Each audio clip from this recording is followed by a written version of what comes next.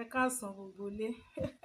Mo rí show tí godmother ṣe nípa àwọn ìyàwó pastor. Actually mo ti fẹ́ ṣiṣẹ́ lórí kiní yẹn bẹ̀.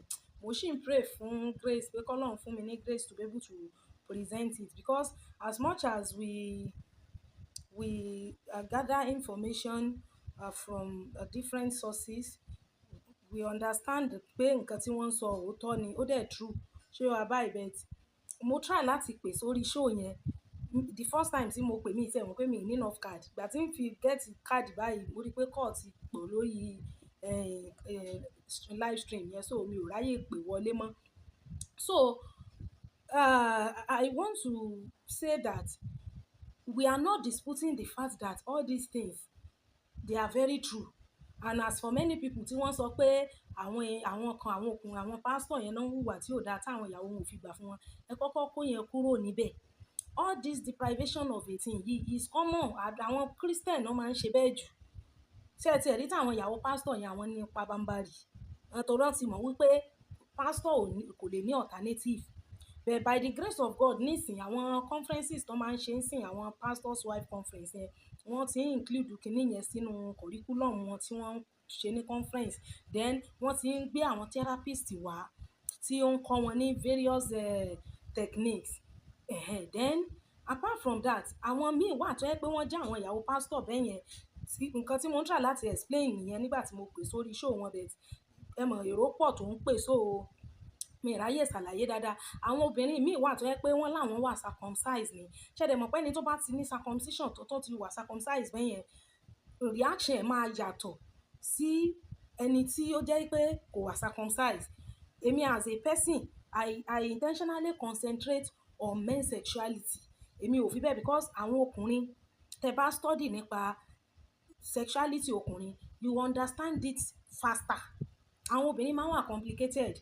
So that's why most of our presentation mi á dàbí wípé ọ̀rọ̀ àwọn ọkùnrin ló wá dàbí pé bá mò ń defend àwọn ọkùnrin. Me, I don't support any gender. Bẹ́ẹ̀ ọlá pé field tí mo concentrate more on this reproductive health òun ló fà á. Because ó easy láti understand the sexual nature ọkùnrin ju tóbìnrin lọ. And ara àwọn complications tí tóbìnrin ò fi wà easily understandable ó ní pé obìnrin míì ti wà circumcised, obìnrin tó ti gédò ẹ̀ lọ, ó lè má appreciate ìbálòpọ̀ because gbogbo wa náà la mọ̀ wípé nerves 8,000 nerves or 8,000 cells ló wà lára clit tó ti gé. So as much as tó bá ti circumcise obìnrin, ó lè má appreciate okó bí ẹni tó ń gé ìdọ̀ ẹ̀. Kò dẹ̀ ṣe gbogbo ọkùnrin ló mọ techniques. Ṣé mọ̀ pé we have position, we have loop, we have techniques. Ṣé wá, kò ṣe gbogbo ọkùnrin ló mọ techniques tó fi ń bá obìnrin tó ti gé ìdọ̀ ẹ̀ lọ ṣeré. So irú obìnrin yẹn lè má appreciate okó débi pé kó má like okó. Ọ̀pọ̀lọpọ̀ Christian wives especially àwọn tó jẹ́ pé wọ́n bá ń sọ̀rọ̀ nípa pé religion, ẹ mọ̀ wí àwa tá jẹ́ Christian kì í fẹ́ like kán máa sọ̀rọ̀ okó àtòbò. Ṣé bá yìí nísìn? So ìyẹn náà is part of it.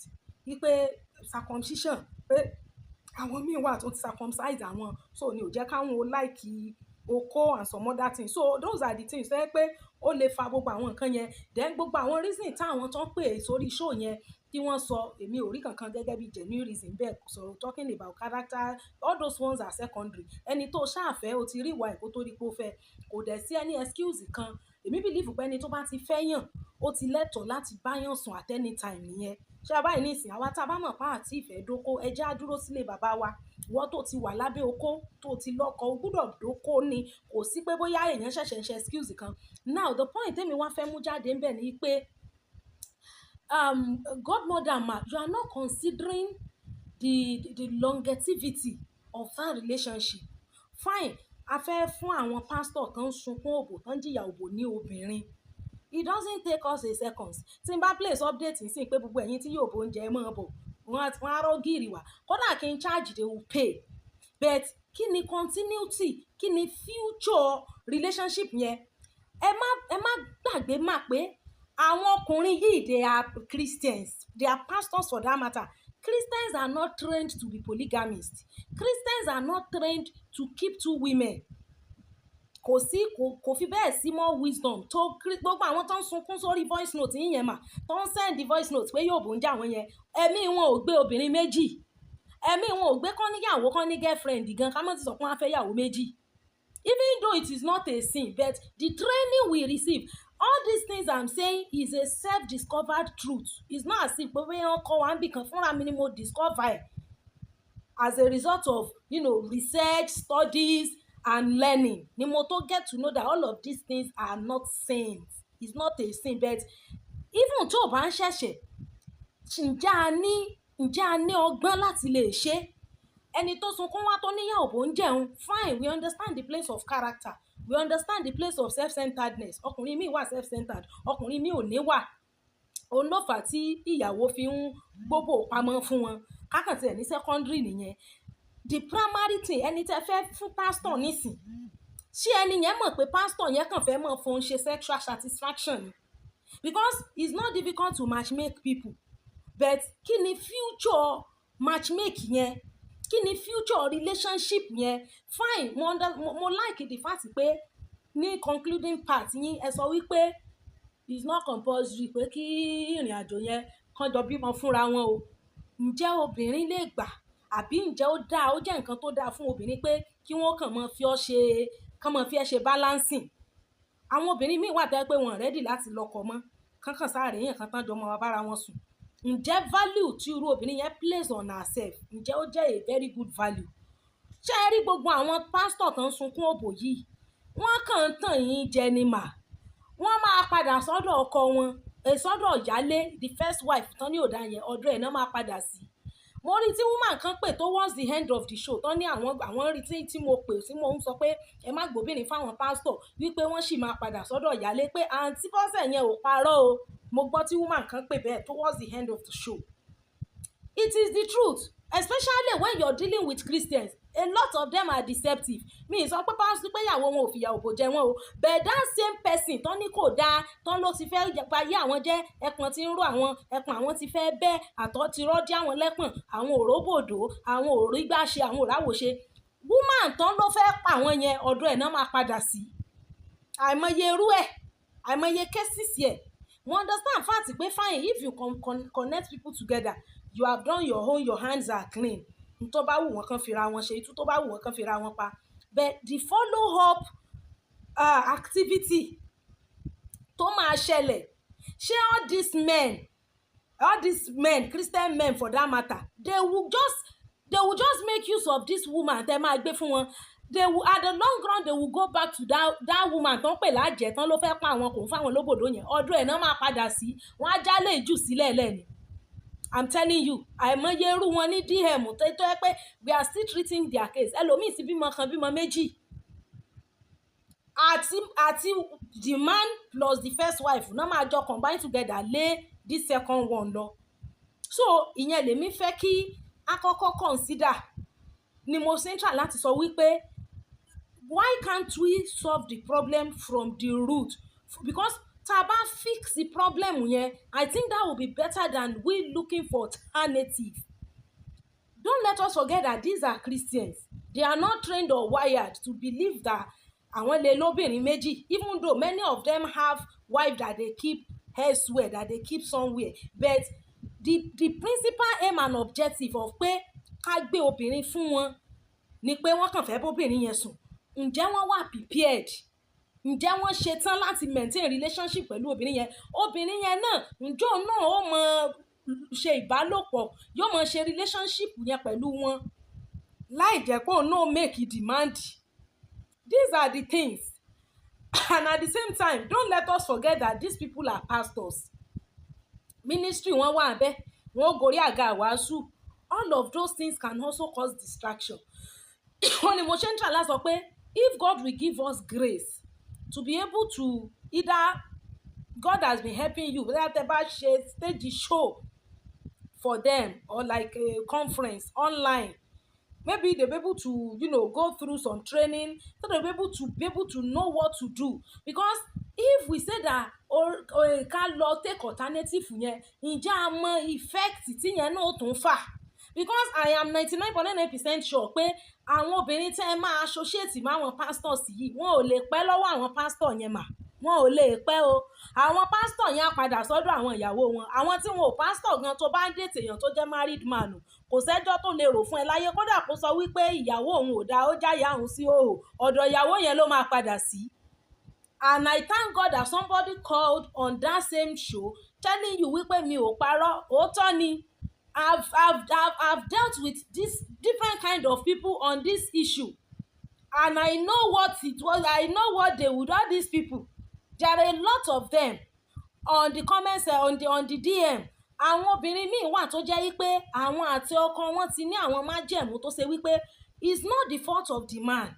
Mi sọ wípé ọkùnrin ò mọ jìyà òbò. Àwọn náà lọ́gùn gíré kọjá ìwé, àwọn náà dábàá jẹ̀mú pẹ̀lú àwọn ìyá àjẹ́ yẹn. Let the ìyá àjẹ́ bewitch them till the end of their life. Tẹ́ bá lẹ́ associate wọn, matchmake wọn fáwọn obìnrin, fáyẹn ti ṣàlàyé fún wọn pé kò compulsory kí wọ́n lead sí pé wọ́n bímọ fúnra wọn. Gbogbo alamọ̀ pọ́kùnrin máa ń like nǹkan tán bá ń jíjẹ. Tọkùnrin bá ń jí nǹkan jẹ, ó máa ń like ẹ̀. Ọjọ́ bá ti dẹ́sẹ̀ wọlé ẹ̀ tàbí olóò bímọ fún, ó lè bẹ̀rẹ̀ sí ní feel irritated. It's part of their sexual nature. Mo dẹ̀ sọ wípé mo major more on men than women in sexual studies, but the point is that kí ni longevity, because obìnrin tẹ́ gbé fún pastor tó bá lóyún fún pastor ó náà fẹ́ dilé mú ni, especially àwọn pastor tí wọ́n àwọn máa ń dá yẹn. Tó bá jẹ́ pastor tó wà responsible tí ìwà ẹ̀ dẹ̀ dá ni, obìnrin yẹn ò ní fẹ́ lọ mọ́.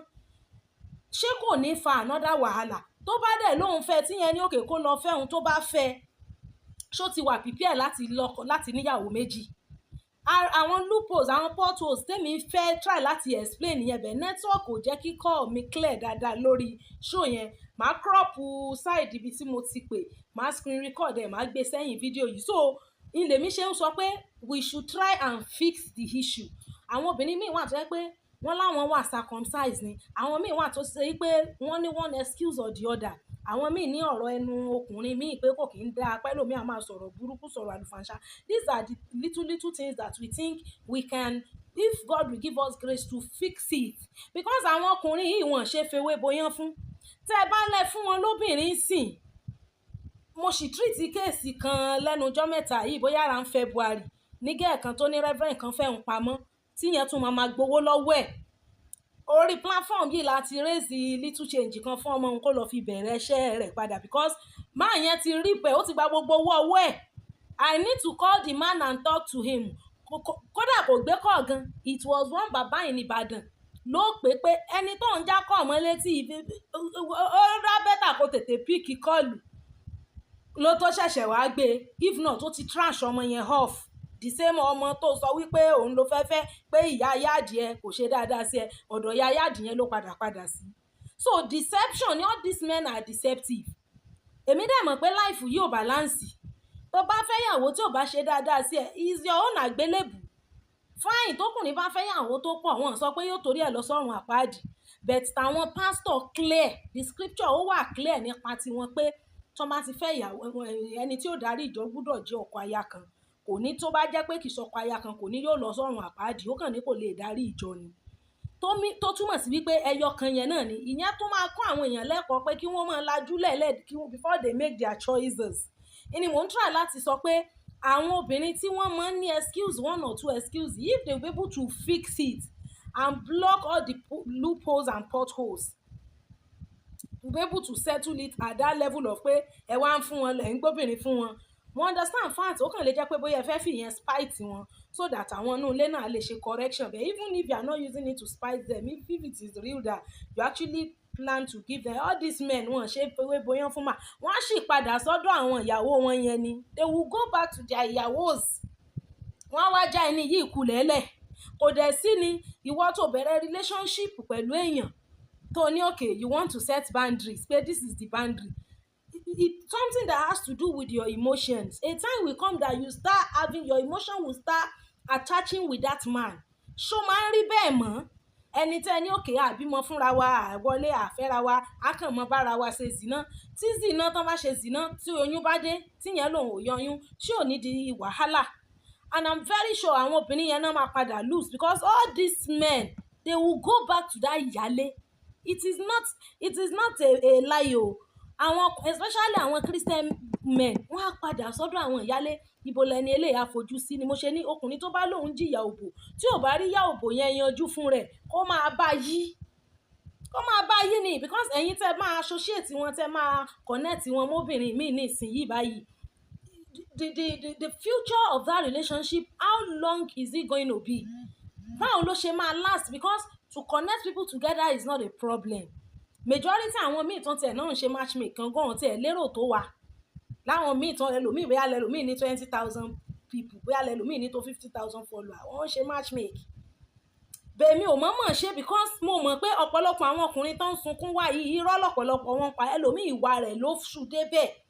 We understand pé ìwà bí anything ò ní kóbìnrin ó mọ gbé òbò pamọ́, bẹ́ẹ̀ ó wọnú ara wọn. That is the reason why tí mo fi ń try láti pè sórí show yẹn pé I don't know if you can help us to either organize a conference or to be able to, that God Almighty will give you wisdom to just do something that all these women will learn and they will be able to adjust, because àwọn ọkùnrin yẹn ò ṣe fewé boyán fún. Wọ́n máa padà sílé, àwọn ìyá àjẹ́ tán náà fẹ́ pa àwọn yẹn ọ̀dọ́ wọn náà máa fàdàgbà ètò rọ̀ sí. Ọlọ́run gbọ́. Mo dẹ̀ gbọ́ nígbà tẹ́ni tó pè yẹn náà sọ bẹ́ẹ̀. That is the truth. You will now be surprised pé is it not this same man tó ní woman yìí ṣe báyìí, woman ọ̀pọ̀lọpọ̀ àwọn irọ́ náà ń pa. Wọn ò lẹ́mìí pé wọ́n ń fẹ́ yàwó, wọn ò lẹ́mìí ẹ̀ sincerely, wọn ò lẹ́mìí ẹ̀. Ẹni tó dẹ̀ ń sunkún tó ń sọ wípé òun ò róbòdò kó lọ wá bí ó ṣe sọ́ọ̀tì ara ẹ̀ náà. At the end of the day wọ́n tún lè pe ẹ̀yin gan lórúkọ tẹ́ ẹ̀ jẹ́, wọ́n lẹ́yìn lẹ gbóbìnrin fáwọn, ẹ̀yin lẹ gbágbà náà. Mo ti réyàn tó ní lágbájá kan ló gbágbà náà ọmọ yẹn fóun. Mo wá ń sọ fún ìyàwó ẹni yẹn, mo ní má wulẹ̀ mú lágbájá yẹn lọ́tà. Kí ló fẹ́ mú lọ́tà sí? Ó gbóbìnrin fọ́kọ ẹ̀, tọ́kọ ẹ̀ bá lòun ò fẹ́ ńkọ́. So gbàwèrè onígbèrè á máa gbé wèrè ẹ̀ lọ. So ẹni yẹn gbóbìnrin wá fún òun náà dẹ̀ gbà á, so ó wù kó gbà á ni. So èmi ò bá ní kẹ́ ẹ má wulẹ̀ worry mà, just leave them alone. Ẹni tó jẹ́ pásítọ̀ kó pray kọ́lọ́run yí ọkàn ìyàwó ẹ̀ padà náà. Ṣé bẹ́ẹ̀ lọ́lọ́run ló lọ́kàn ọba tó dẹ̀ lọ́kàn joyè, ó ló ń yí sí oríṣiríṣi ọ̀nà ibi tó wù. Tó bá dẹ̀ mọ̀ pé ìyàwó mi lòun fẹ́fẹ́, let him go and do it rightly, kó má fi rẹ̀ fi kọ yín lọ́rùn. So òun ni gbogbo wọn padà sọ́dọ̀ àwọn ìyá yẹn náà máa padà sí ọ̀dọ̀ wọn náà máa fàdàgbé ètò rọ̀ sí. Wọ́n á kàn kọjú ẹni ìsórùn alẹ́ lójijì ni, ẹlòmíì àti bímọ 2 bímọ 3 kó tó di pó ṣẹlẹ̀. Òun ni mo ní kí n ṣàlàyé. God will help us. It's not our fault. The religion raised us to see, even we that we are talking of sex education, they have tagged us different kind of names. Irú èmi báyìí mi mo mọ iye ogun tí wọ́n gbé tì mí gbà ńgbà tí wọ́n kọjá àyè mi, tí wọ́n ṣe ń tọ́lọ́run ọ̀fẹ́ wípé mo stand gidigba. Ṣé abẹ́yẹ ni? So it's not our fault. It's not the fault of àwọn ìyá. Ẹlòmíì ò láìkí okó, ẹlòmíì kan wò pé kéèyàn kan lọ́kọ kọ́yàn dẹ̀ wọ ríǹgì kan dẹ̀ mọ̀ pé èèyàn Mrs.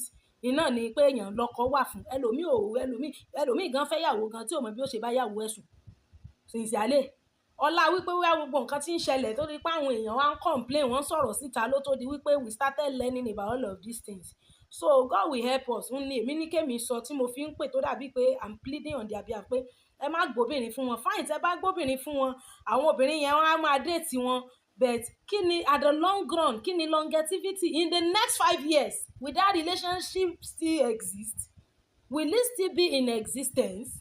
Kò lè wà in existence. Wọ́n á ti padà sọ́dọ̀ àwọn ìyá tán ní wọn dá yìí. So as far as I'm concerned, just leave them to their suffering. Honestly, God will help us. Thank you.